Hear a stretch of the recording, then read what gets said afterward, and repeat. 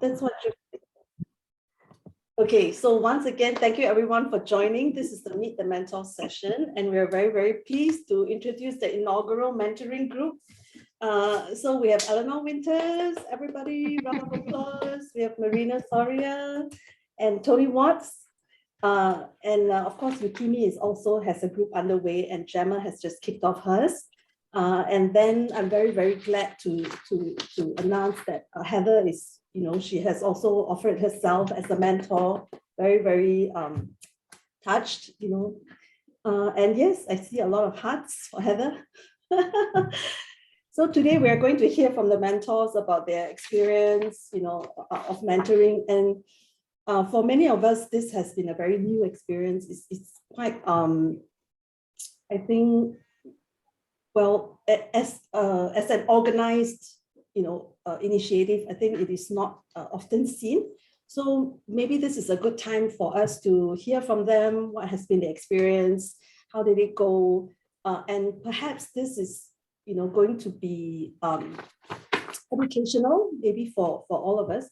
And also, I think inspirational as well. I think it's very good to hear from them, especially coming up fresh from the mentoring experience, how it has been. So my first question to the three mentors is, what was your perception of mentoring before you began, and then how has it changed along the way? Were you expecting something?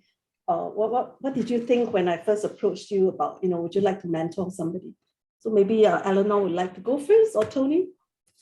Okay. Tony? I had never done mentoring before. I'd never thought about mentoring anybody before. I had no idea what was going to be involved. And we exchanged lots of emails, as I recall, with me going, oh, I don't know. I don't know whether I can do that, or whether that's a good thing, or how that's going to work. And you'd proposed a student for me who had lots of experience in calligraphy, professional calligrapher. And I was feeling a little bit, I don't know about that. Is that somebody I can mentor, or, how's that going to work? So I came into it completely, I had no idea what it was going to be like. What about Eleanor? More or less the same thing in terms of the definition of mentoring. I've had, over many years, I've had private students and some advanced students, and I've worked with them on individual projects, but we never called it mentoring. We called it helping or teaching or whatever. And the word mentoring can be a little intimidating. It sort of sets us up as, the expert or something like that are giving to these less experienced people. But in fact, when you asked me, Dorothy, I said, oh yeah, whatever you need, I'll figure it out. But I didn't really know what how the concept applies to calligraphy in any way that would be different from just working one-on-one with students. And in fact, it isn't all that different, except that it was more intensive. We worked very hard and very often, as opposed to what often happens with a private student or a small group, where you see each other once in a while, and sometimes you spend a lot of time drinking coffee and talking about what you had for dinner last night or whatever. This was very focused, so it was a wonderful experience. But I wasn't trying to fit into a definition, because I didn't really have one, as Tony just said. What about Marina? You have actually had other groups, people whom you worked with before? Yes, but I also had the issue about the word mentoring. I thought like the mentor was the master, the great professor, and we, the mentees or the disciples, could clean their shoes. It was something like that. That was the huge gap I thought it was, and being a mentor and a mentee. Yeah. And in that sense, I said, no way, I can't I can't be there. But then when we started having all these talks between your concept, or how did you envision this thing of a mentee, I said to you, of course, I do that all the time, because I have students all the time, year-long workshops, and that is what I do. My students come from different backgrounds, and I just guide them through a process to achieve whatever their art is gonna be. So I'm used to that. But mentoring, it was such a big word. When you clarified it, I said, of course I can do that. We are used to do that as teachers, and or maybe it's my experience. Oh, so it's true what you are sharing. I think, Tony, we discussed during one of our sessions that you were considering not calling it mentoring because of the way that the word was weighted, right? So what other alternatives were you considering? Well, because it was, our group was so skill-based. Illumination is a heritage skill. It's in danger of dying out. It's very technical. And, here I was in a position, of imparting this knowledge. And the three of us talked about calling it, a masterclass. Is this a gilding masterclass? Is that what we're talking about here? But Artie and Susan both went, no, don't call it that, because that puts such a weight of expectation on us. That means at the end of this, we've got to be gilding masters, and that feels that there's just too much pressure there. So I remember Susan saying to me, just reserve that term and we'll think about it somewhere at the end. And in fact, we dropped the masterclass thing fairly early on. But yeah, I mean, essentially it was, that was our other alternative. But in the end, I think we called it more of a collaboration, because, we all learned from each other in the end. And that for me was a much more comfortable term than mentoring or masterclass. Yeah, I think the idea that mentoring, okay, the word mentoring has such a wide range of meanings for different people. So at the beginning of us setting up the mentoring initiative, there was a lot of conversations and emails going back and forth and clarifying the words, what it meant, and the scope. So at the end, I mean, when you having come through the mentoring journey, has your perception changed of this word and what a mentor does? In what way has your perception changed or adjusted? I'd like to say that we tend to get a little bit too caught up with the terminology, and I think we all, judging from everything I've heard from Tony and Marina, we all were doing the same thing in our own ways. And we were working very hard with very committed students, and they were working very hard, I would say, especially. And I think maybe we need to call it something, because it's, especially now, Dorothy, you're expanding the program and you're adding new leaders or mentors or masters or whatever you want to call it.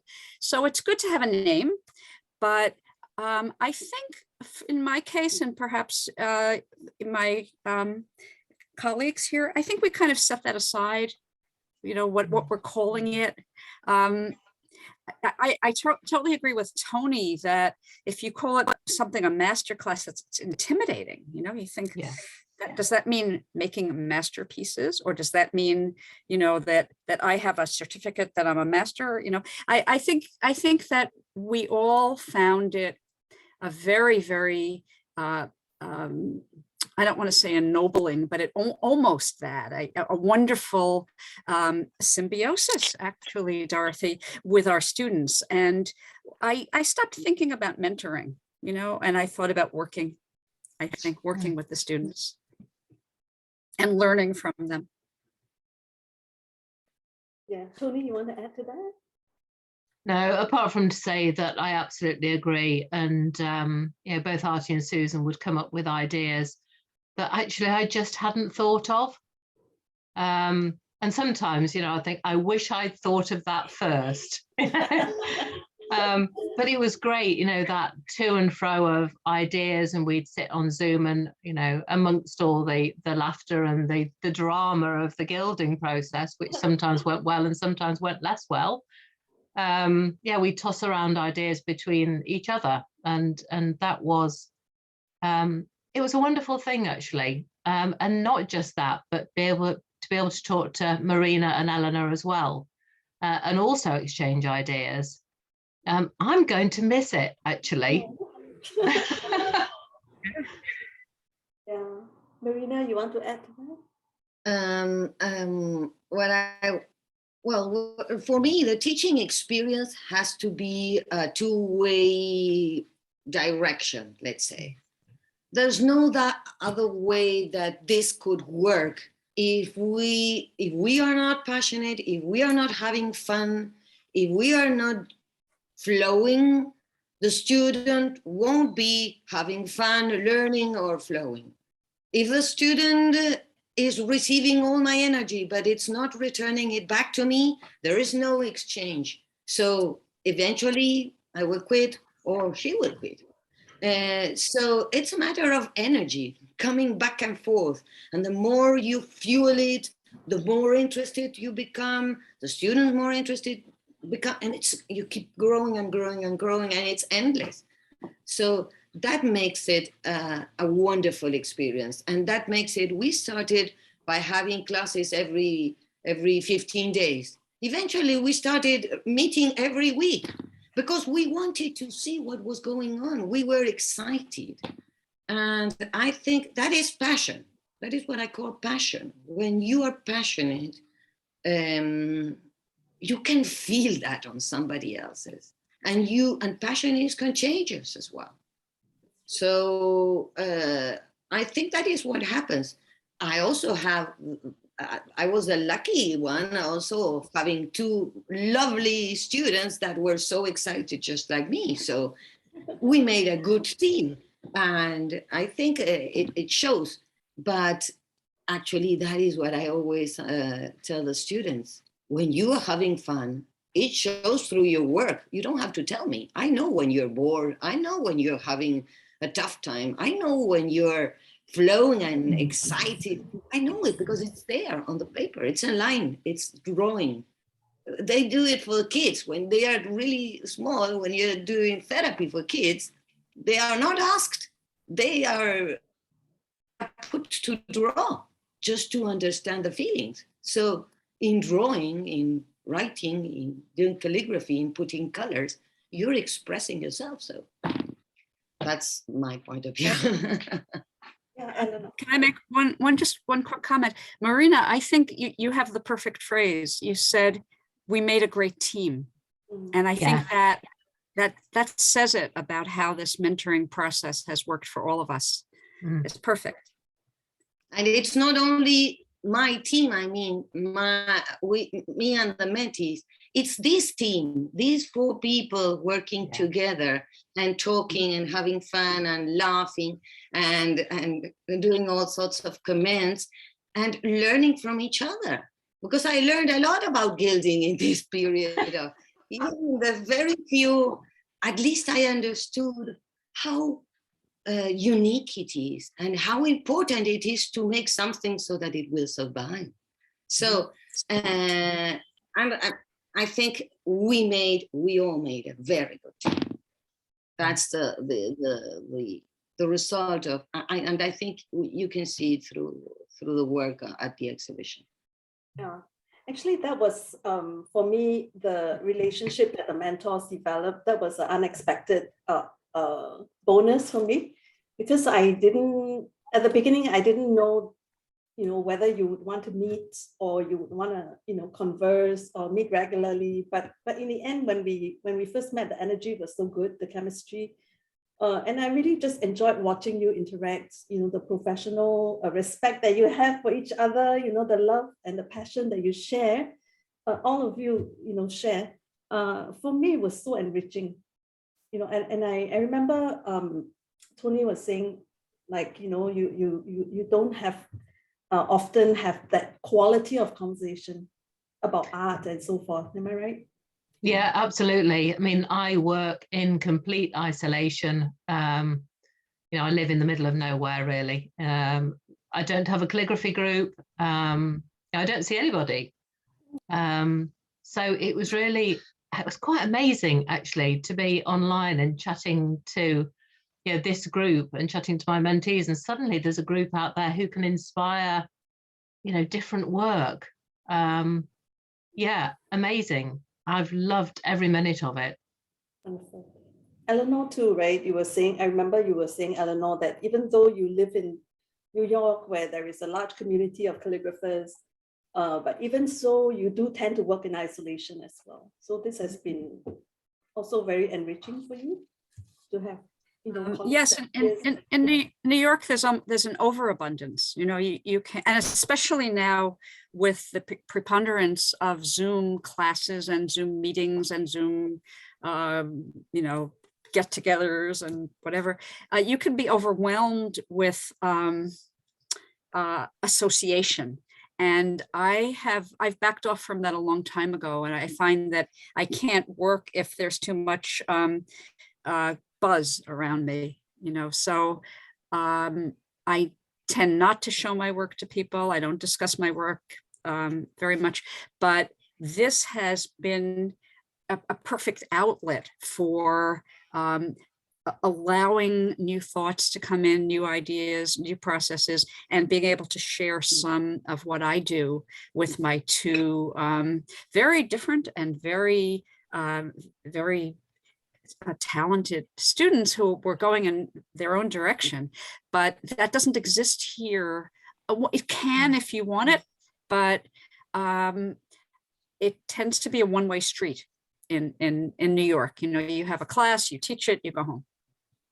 So this has been a revelation. Yeah, I think what's interesting is also the cross-cultural aspects, that we're from very, very different backgrounds. Here, myself in Singapore, and then your students are from like 7 different countries. So I think that exchange has been really quite interesting to see how we bring the cultural aspects into our works and how it kind of like cross-pollinated, right? I also found that it's really very interesting how calligraphy is taken in the different countries.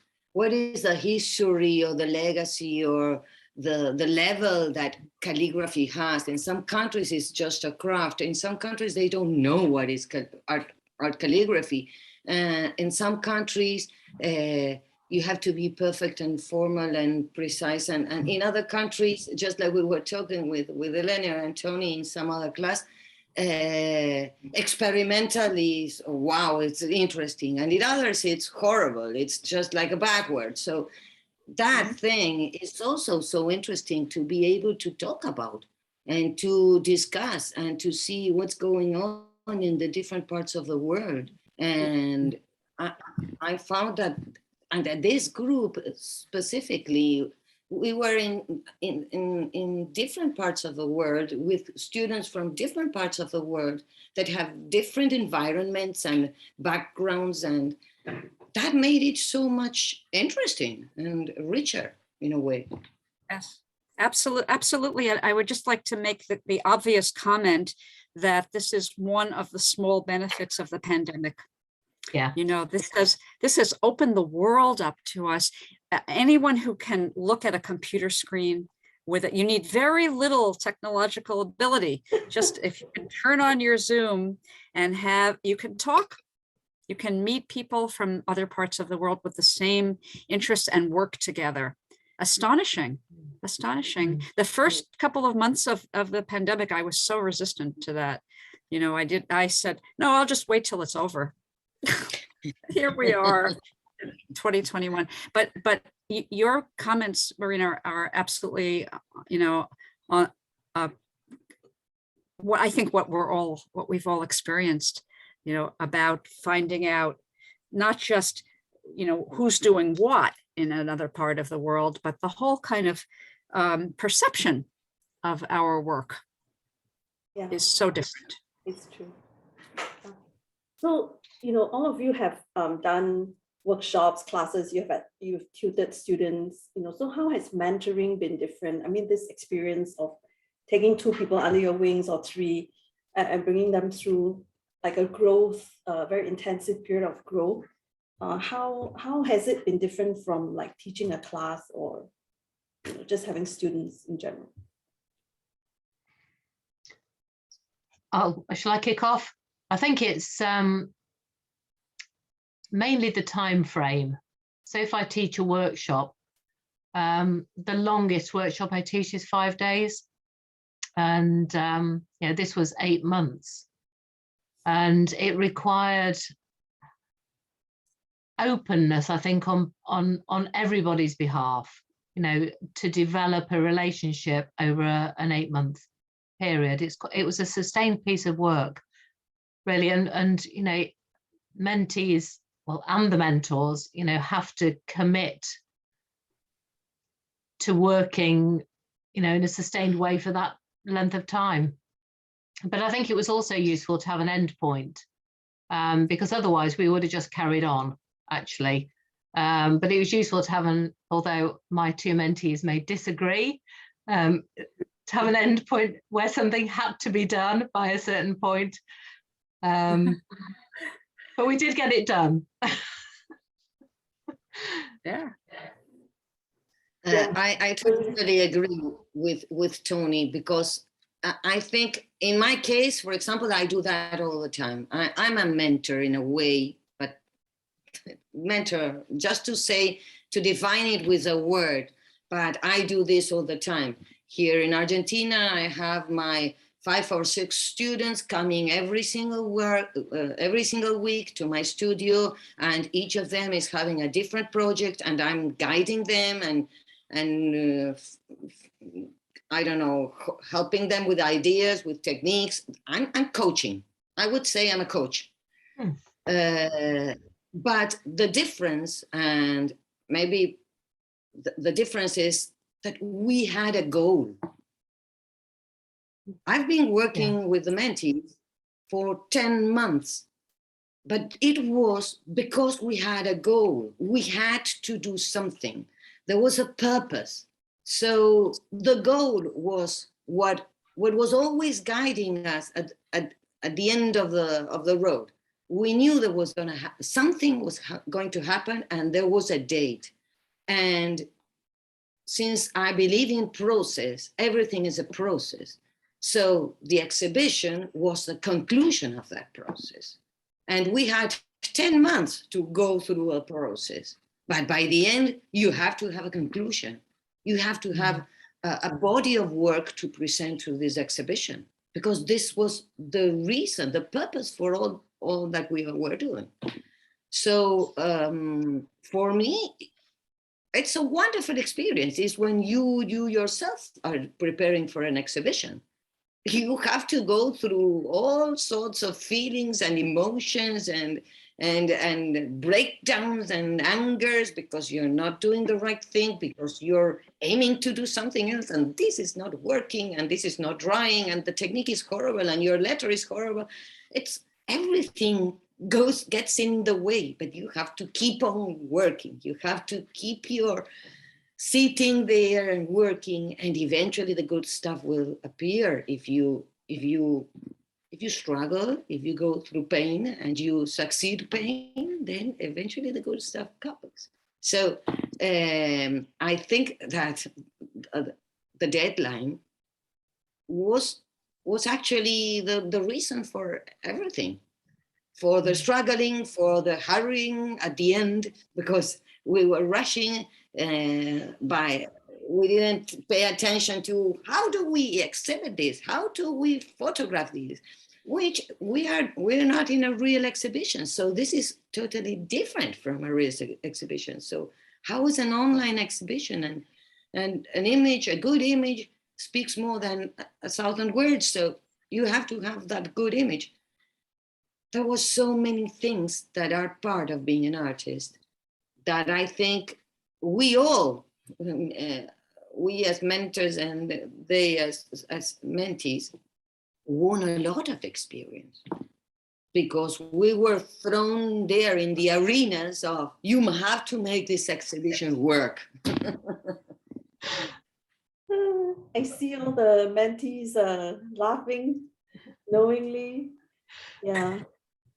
So I hear you that the endpoint was very important, the process.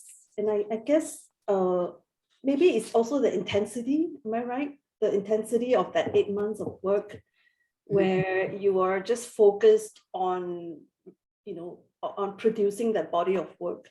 So that would be quite different from a classroom experience where you're forced to grow and you're forced to produce. And Eleanor, you wanted to say something?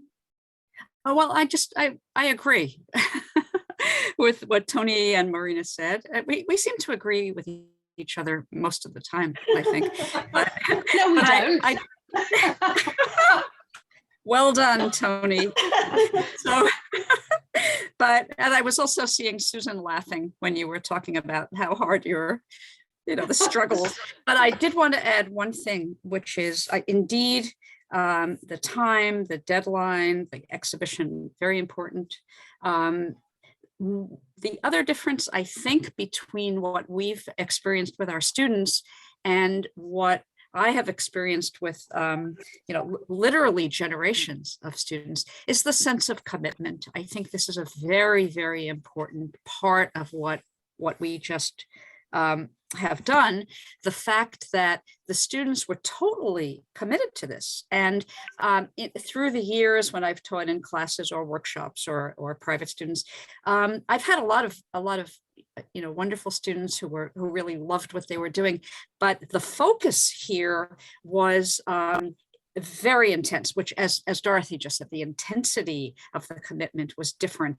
And indeed, that goes back to what Tony and Marina said about having a deadline, having a goal, having this exhibition looming. It's going to happen whether you're finished or not, right? But I think there was a feeling that came from the students that was reciprocal, that was about how much they cared about what they were doing and how much it mattered. And very different from most classes. Not to get into this at all, but I taught undergraduates for a long time, and the word commitment didn't even come into it. It was more grade, homework, credits. And I've also taught many independent classes where people really cared about the work, loved the work, but the intensity here was different by far. Okay, I have a question from Amna. She says she enjoys hearing all your thoughts, and did you hear ideas not aligning with your way of thinking and working, and how did you proceed from there? For the mentors, what happens if you hear? Yeah, go ahead. Several times in the process of a 10 months work together, there are moments where you don't agree. Of course, it's logical, and there are moments when you're wanting to express something and the mentee does not understand, or you're not explaining it in a way they will be able to understand wherever the point of the process they are. But I'm hoping, because of my experience, that sometimes you need a process. You need a time for things to settle down, for things to mature. Sometimes you have to leave your desk and walk around and go and see the garden and water the flowers, and come back with some fresh eyes. It's not only for the mentors I'm talking about, it's for me myself, because sometimes I see a work and I say, no, this is not gonna work at all. Then maybe a week later I say, oh, no, maybe it can work. If he does this little thing, it will work. Or this little part will work. This other thing, this huge thing is not working. Just strip it. But this one is perfect. That is what happens. It's just a matter of, as I said, it's energy coming back and forth, and you need to have the time so that this dance gets better and better. We are getting, it's like a couple, we are getting to know each other. And that is what I was going to say before about a weekend's workshop or a mentoring's 10-month journey. We don't have, in a weekend, we don't have the time to get into the mind of our student. There's no way. And we have so many, and it's such a short time. You just have, let's say, like an empathy with some very few ones. That empathy is something like, you can't describe it, but you feel this, you know, this person for some time, and it's the very first time you're watching her. But what I wanted to say is that if you trust your students, and if they trust you, they will go through the nightmare. They will take your words like, I don't know, we had this issue in our group, and there was a moment I said, this is not working at all. But we went through, and it was wonderful. And I think the mentees will be able to talk about that as a battle that they eventually won. And we, as mentors, we also, if we, I always feel that even when whatever we do, whatever we say, we have to say it with great respect, but we have to be honest. If we are not honest, then there's no way of learning. So, so you have to find the right words and the right way to make your student understand that it's not a criticize, it's an opportunity to challenge yourself to something else. So That's right. if you have the time, because we have a long time to work through this, there will be agreements. There's no way. Everybody will find eventually an agreement. And I think that's the mentoring, mentor-mentee. You know, there's no word in Spanish for mentee. There's the word, it's mentor, but mentee has no word in Spanish. So that's how I was, I had all those restrictions for That's interesting. Wow. Tony, you were going to say something? Yeah, slightly different answer to that question, in that both my mentees came up with suggestions of gilding on alternative materials, something other than paper or vellum, if you like, which is the tradition. And, you know, Artie said, can I gild on a pot, porous pot? Susan said, can I gild on a pebble? Can I lay gesso on a pebble? Do you know, I have no idea. It was my honest answer to that, because I'd never done it. So that was a very different way, you know, something different from the way I normally work. Does that make it wrong? Definitely not. Does that mean I can learn from their experiments? Of course. So we're back to this symbiotic relationship where we all learn from each other. And yeah, a fascinating process, really.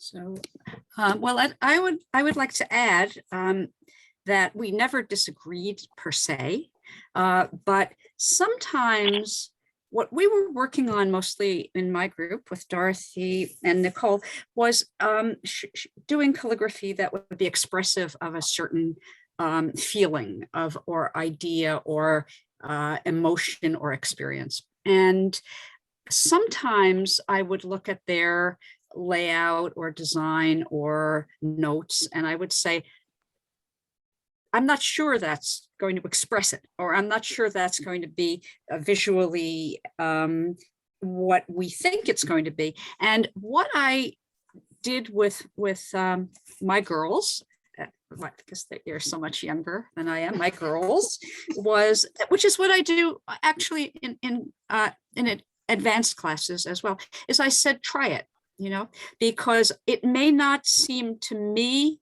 that this will be the right color, the right shape, the right size, the right design, but that doesn't mean it's wrong. And that doesn't, just like Marina said, and it doesn't mean that what you're imagining won't be successful. So I think, and maybe this is also, this refers to the way that I make my own artwork. I have a picture of it in my head, but what I do on paper is not usually, it doesn't look like what I thought it was going to look like. Sometimes better, sometimes worse. So if I'm looking at something that Dorothy is designing and I'm thinking, or I'm saying to her, you know, maybe I don't necessarily agree that this is the way to do it, although I don't think I said it quite like that. I always said, but try it.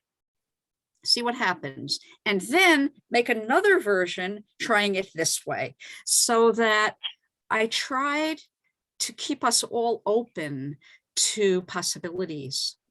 As far as being in accord, absolutely. I mean, and maybe it was because of everybody's personality. You know, there was never a time where anyone said, no, no, no, I won't do that. Or I said, no, no, no, don't do that.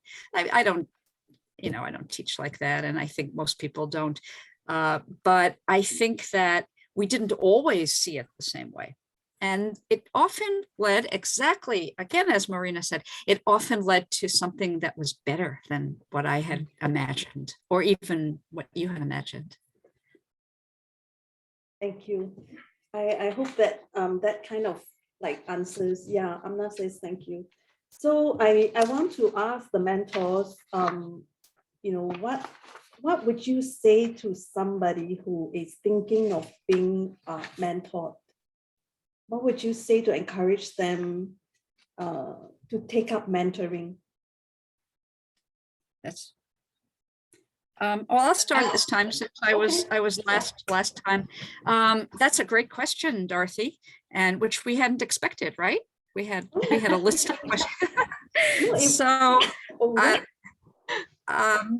I would say that first of all, if this possible mentor has been listening today, I think the answer has already been expressed, you know. But if not, I would say go into it if you really care about it. You know, don't do it as something that once every 2 weeks you spend half an hour looking at somebody's artwork. It needs to be something that you are, I'll use the word again, fully committed to, because you are going to have to give 200%, and your students are probably going to have to give 400%. So it's hard, it's a lot of work, it's a lot of time, it's extremely gratifying. But it can't be something that you kind of add in, you know, if you have a little free time. You need to have a commitment of time, energy, and again, back to you, Marina, passion. That's Marina's word. Mm. Yeah, remember it's not just the, you know, this isn't a commitment to a Zoom meeting once a month or once a fortnight. It's, you know, we had a WhatsApp group, you know, there were messages going backwards and forwards all the time, you know, how do we do such and such? Oh, I'll do an extra Zoom session and we'll do that together. You know, it's that kind of, you're there for the whole period and committed for the whole period to supporting, as Eleanor would say, your girls, although my girls are not as young, relatively. Yeah, you have to have the passion, you have to have the commitment, you have to really want to do it. But it's fantastic. So. In my case, I think that, of course, what we said, passion is the main thing, commitment is the main thing. There must be a back and forth connection. But the other thing, which is not about the mentees, it's about how much do I learn from myself in this process.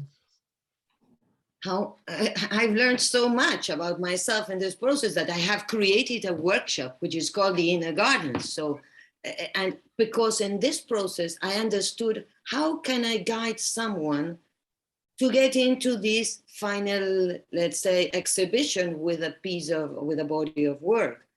And I did it instinctively. Is that the word? Instinctively. Instinctively. Yeah. But due to the help of my mentees with their notes and with their questions, I understood what was the step-by-step process in order to take other students to the same, not the same, of course, meaning the same goal, not the same bunch of work or body of work. But it taught me a lot about me, myself. How do I reply to this question? These new questions, as you said, Tony, can we do it on stone? Can we do it on chalk? Can we do it on ceramics? I don't know. They were asking these questions. So I was going to my own studio and try, can we do it? Can they do it? Can I help them? Can I do it before? Because I have a little bit more of experience. And with my little more experience, maybe I can avoid some failures that they will go through definitely, because they are not as old as we are. And that's the main thing. We went through a little bit more stuff, so we know a little bit more of things, but we're just a little bit ahead of them. But we haven't gone through all the possibilities of experiences. So the challenging thing, at least that is the thing I do appreciate. I appreciate to be challenged. And the students can challenge you. Your master, your teacher, your grade professor can challenge you. And in my case, I have had the fun of my life. I know that if I have fun, they will have fun with me. If I'm bored, they will be bored. So it's just like from the very beginning, I keep on saying, this is a wonderful experience because we had a wonderful team. The small team, my babies, and the big team, the mentees, and Dorothy, of course, the big brain. Brain. Okay, we have two very good questions for the mentors.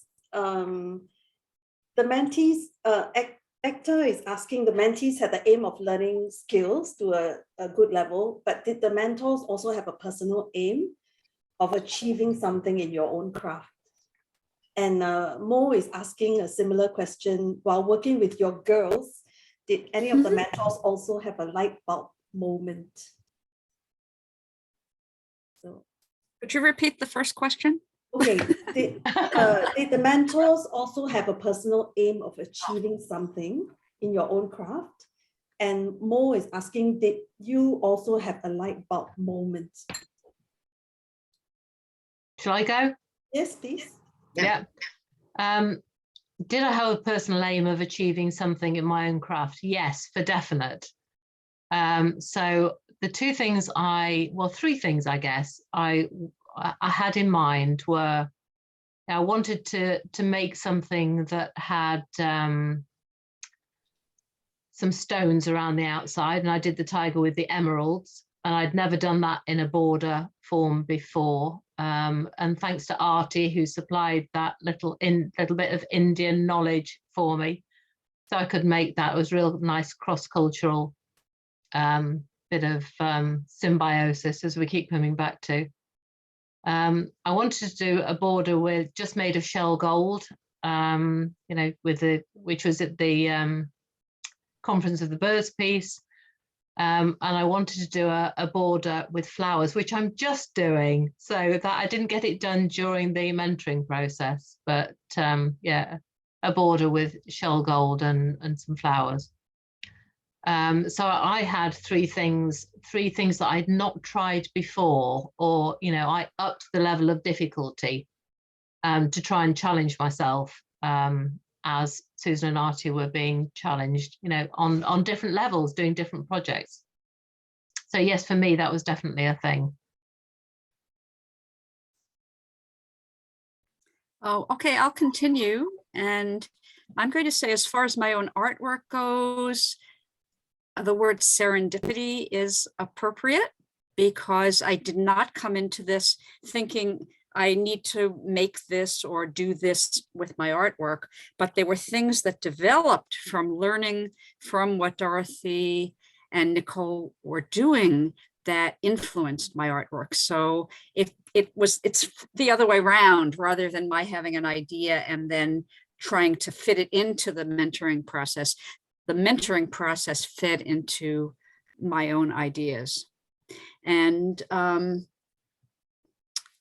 I was going to say something else, but I don't remember. So I'm going to go over to you, Marina. That keeps on happening to us all the time. Yeah. We used to speak directly, fluently, but then where was I? What in my case, I at the beginning I chose the easy way, because I was working in my own work. I was producing a bunch of art books devoted to the gardens due to my experience in Giverny, in Monet's gardens. So I just said, since I'm walking that path, I'm going to take people with me in that path, because everybody has had an experience in a garden. There's no way that you can't be motivated by a garden, where you don't have a memory about a garden, where you can smell a flower and remember something, or isn't heaven a garden? So I said to myself, I'm going to take these people and they will be my Winnie pigs in a way. And they will teach me and I will teach them, and we will share our memories, our stories. And that is what happened. And what I found absolutely amazing, which is that happened because of the time we went through together, is I got to know these two ladies. I got to know how different they are, how their worlds are, how their feelings are towards who are the people that inspire them. What is the story within the garden for them? One got married, the other one was taught by her mother, and then her mother-in-law. And there are so many stories and tales to tell. And since I do calligraphic art, I want those stories. That is what minds me most. So I took the short path in the beginning, but then I ended up full of flowers. I mean, they told me their stories through the theme. And so that was my experience. And if they have enriched me, of course, they always enrich you. I can't say specifically in what. Maybe Toni can say it because she never tried to do calligraphy, gilding on a rock or on a piece of ceramics.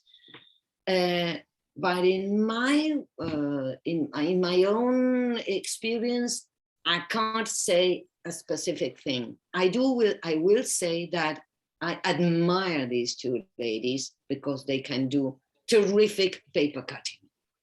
I don't have the personality maybe to do that. And I have to balance my time. I have to choose. There's no way I can do all. So I have to choose whether I'm going to turn into a paper cutter or I'm giving up calligraphy, or am I going to be an experimental calligrapher, or what am I going to do? I know I have a certain amount of hours during the day and I work as crazy and I devote most of my life to this.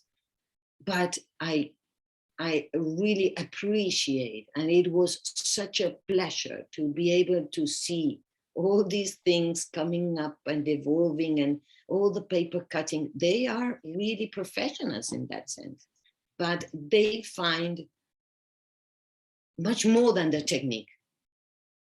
To develop a technique, you need a lot of practice. Thousands of hours, millions of hours of practice, of going over and over and over again through, and lots of failures and people. So they have the technique. I just, and I appreciate the story in a perfect technique, done in a perfect technique. Thank you for sharing. Very quickly, we're running out of time. We're down to the last 6 minutes of our hour. So I'm just going to wrap it up by asking, if you have any questions, you can type it in the chat, anyone in this room, and then we can direct them to the mentors. But my final question is, do you have a favorite memory or a favorite takeaway from this whole experience as a mentor? I think for me, it was seeing the development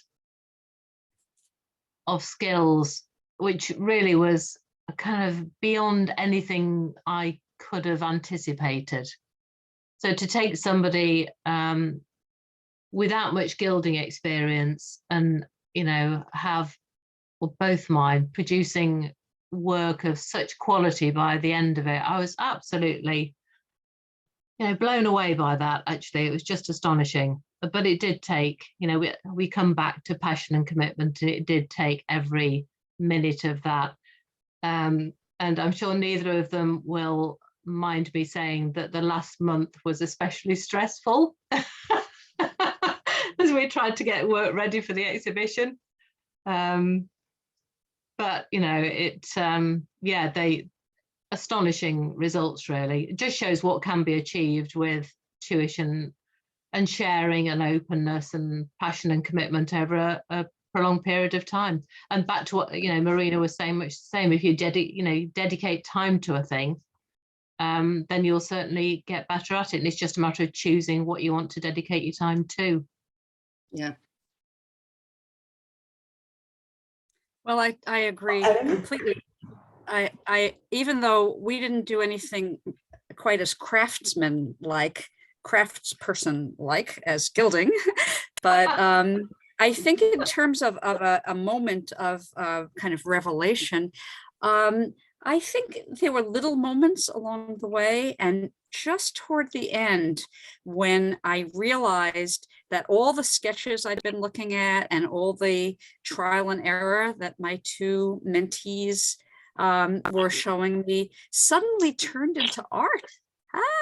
So that was, so there were two moments. I think our last session was like that. And, how did this happen from last week to this week? Here it is. And also seeing the work of everybody on the exhibition, I was gasping with amazement. That was extraordinary. So I want to thank my mentees for being extraordinary, and my colleagues, Tony and Marina, both of whom kind of inspired me. When I heard how you were working, I thought I better get on this a little bit more. I have to focus a little bit more, because you sounded as if you were so connected, and which is a hard thing to do on Zoom, to be there, to be present with your students, which I think both of you have done an extraordinary job.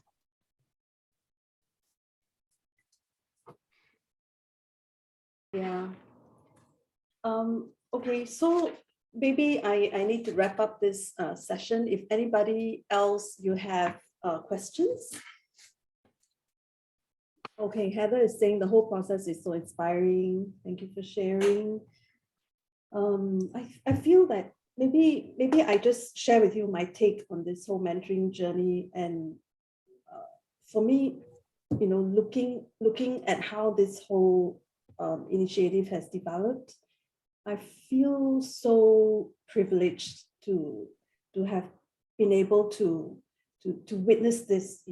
How artists who have gone before us, and with the wealth of experience, with their the depth of their skills, and so much caring, they took people under their wings, and especially people of another generation, without the depth of experience, without maybe just we are just completely on different levels, and yet there is so much openness and so much willingness to bring us along. And I feel that this is for me, what has been very important is that sense of community building, that sense of we're coming together as a community, we're uplifting one another, we are building generations, we are building bridges across generations, we're building bridges across cultures, across borders. And this for me has been, one of the most important things about the mentoring process. And I really hope that, it doesn't just, it's not just something that the Art of Letters is doing.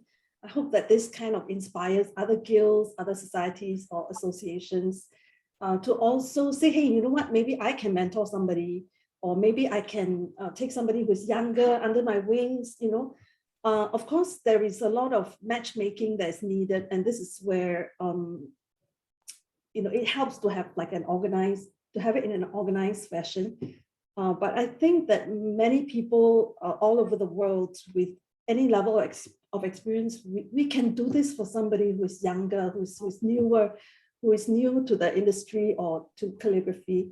So I really hope that this inspires us to look out for other people and to reach across, the borders and to take somebody along. And so maybe the idea about mentoring, it doesn't have to be like what the mentors were sharing, that you have to be a master to take somebody under. If you have been a parent, you know that there are things that your child can teach you. Maybe they are very savvy with technology. Maybe they know how to TikTok and stuff like that, And it's not a matter of like age. It's not sometimes even a matter of like, I'm the expert. There will be something that you know more than somebody else. And then there is something that somebody else knows more than you. That we can always share across, we can cross-pollinate. And that was why the idea about symbiosis, came about. And this is why the exhibition, the mentoring journey, was called Symbiosis, because it represents that kind of relationship where we are able to enrich and give to one another. So I hope that this, this sharing session has been inspirational for you, and that you will desire to be a mentee, or you will desire to be a mentor. You can be both at the same time, that it's not exclusive. And that you can maybe spark some of these conversations, in your own associations and societies, and that all of us will be richer for it. Yeah. Would Gemma or Heather like to add to this conversation? Well, it's Gemma here. I applaud my friends who've gone through the process already. I have done a lot of mentoring in my time, and it's always been a give and take, a very respectful process. And I can see that Eleanor and Marina and Tony, you've just done a marvelous job. Just looking at the exhibition of work is superb. And from my perspective, it's so important to gather people like-minded, regardless of their age, particularly the younger, because I haven't worked all my life for it to become a craft that's lost forever. So, all kudos to you. Thank you. Yeah, I would. Yeah, can I just add to that? I think it's just an incredible privilege. And even hearing what Marina and Eleanor and Tony and their investment of time, what you've done for somebody else. I myself was mentored. So I know what an incredible gift that is, and the ability to sort of pay that forward. I think that it's just an incredible privilege. And I've just been so inspired by hearing this whole process. I just want to thank you, everybody who did this. I think it's just so inspiring and so important. It is. Thank you. Amy, do you want to say something? And I agree with you all. Yeah, I had the problem with the word mentoring also, but Marina suggested me to try because she was having very good experience. And our group started last December and processing very slowly. And finally, we are kind of reaching to decide a theme. And this process, I'm learning a lot. We are sharing our life, and it's been great. So, and I'm so happy to work with Heather and Gemma. I felt so alone, but now Oh we no, vice versa.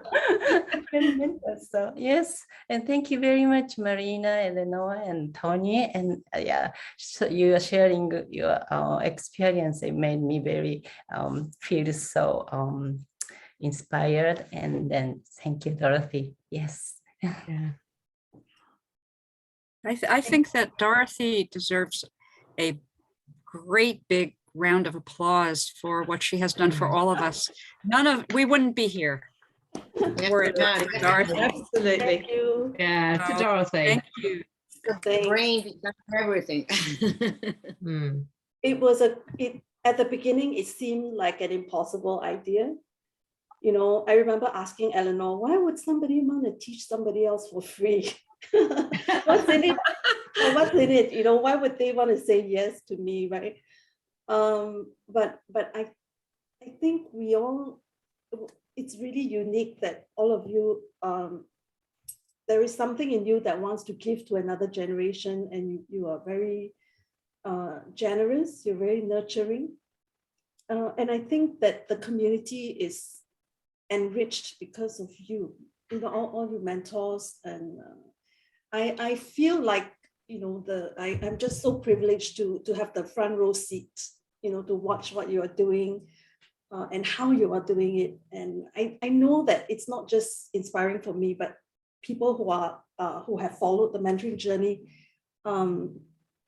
they have been writing emails to me, like, I'm so inspired, I'm in tears, thank you for doing this. So I just want to say thank you so much to all the mentors. A big round of applause to you also for being willing to, share your life, really your life, your passion with us. And yeah, we're all, the better for it, all of us. So thank you. Okay. So with that, I think we have come to the end of the hour, and I will say that we conclude this session. I'm going to stop the recording, but you can feel free to hang around if you have questions or you want to chat. I can stay for a bit, but yeah, with this I conclude the recording. Okay, great. Yay.